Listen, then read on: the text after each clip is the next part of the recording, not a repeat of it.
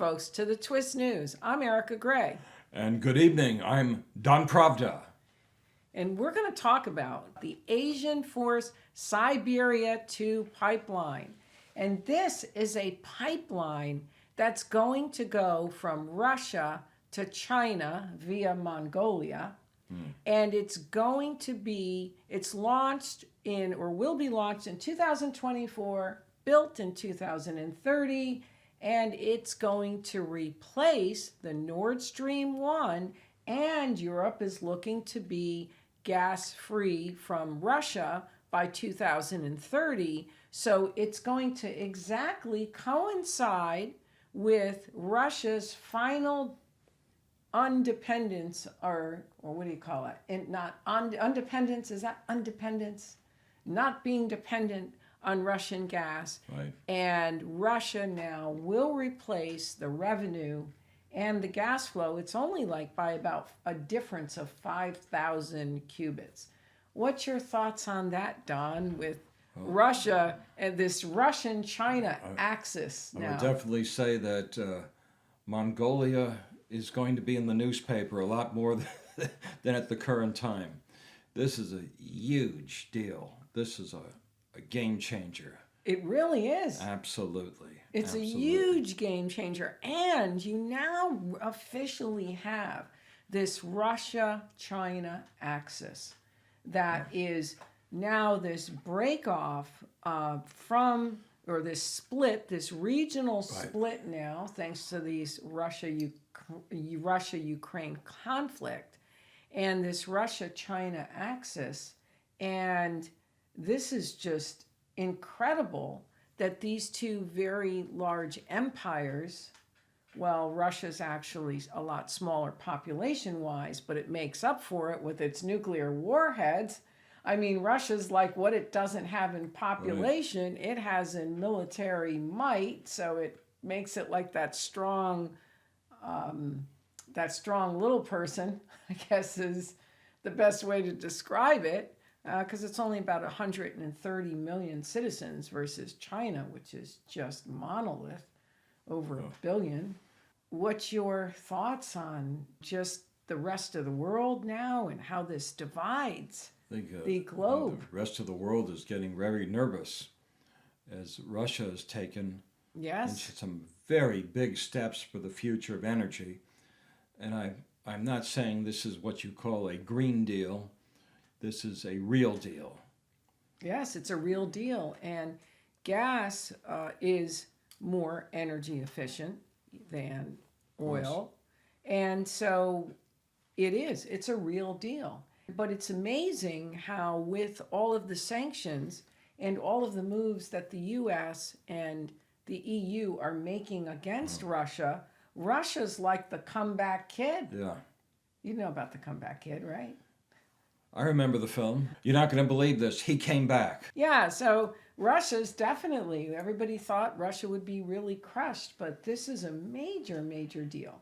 And Russia has been, the BRICS nations just keeps getting larger. Last I looked, it's 17 plus nations joining the BRICS. They're coming out with their own currency to basically counter the dollar.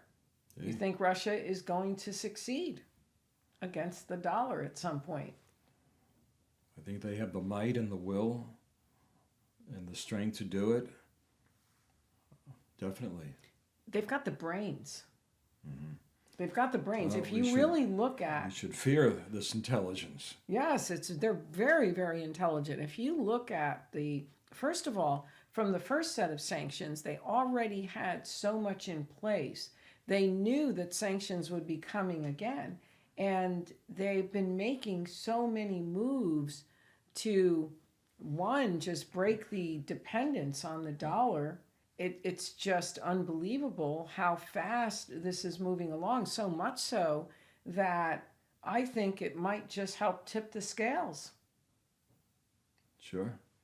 Absolutely. I'd also say I think Genghis Khan wishes he was still around in Mongolia. He'd be the beneficiary of a lot of money. He could rebuild his empire. What do you think of that, Erika? Oh, yes. The pipeline's going to need to run through Mongolia. They're going to be happy campers. We do know that Russia and China has always had a presence in Mongolia. This is not new, but this will be a rather exclusive arrangement for decades. Absolutely. They're going to be enriched by the pipeline going through. Definitely. It's a very smart move on the part of Russia. And China's only got to benefit because it's going to be purchasing gas pretty cheaply from Russia. So it's a win-win for both of those empires. But yet at the same time, it's also almost negating the sanctions and making them ineffectual.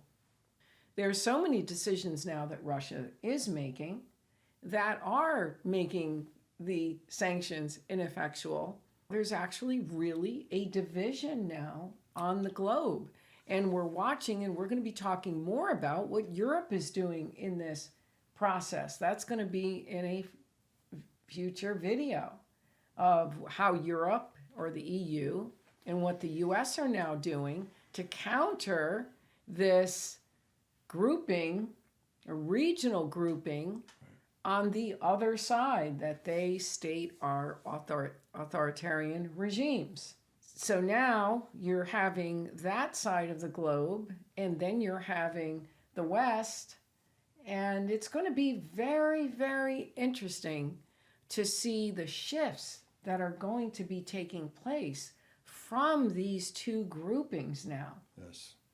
And the empires now, the strategy of the empires, which we are going to talk about. So stay tuned and be sure to subscribe to our channel.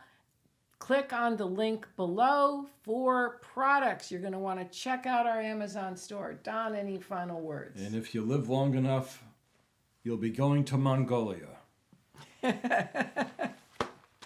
I've never thought about going to Mongolia. But you know what? That sounds like we'll arrange an a junket. Place. Yeah, a junket for you. Maybe Russia, Mongolia, go to casinos, and then you could hop on a mule and go into the Gobi Desert. I have plans for you, Erika. Okay. So wouldn't that be cool if we were in Mongolia and broadcasting? That might be cool. That's an idea. Your opinion, let us know if you want to see us in Mongolia. It's an idea. An exotic idea. So till next time, stay tuned for our next video. And we probably won't be in Mongolia because we have a lot of places that we're going to, that we're going to be reporting from, of some real key areas. And I just don't think, Don, that Mongolia is on the list as much as you'd like to see me on top of a mule. Okay. Right? Well, maybe I can take you to some neighborhoods in Brooklyn instead. Okay, folks. Till next time, stay tuned.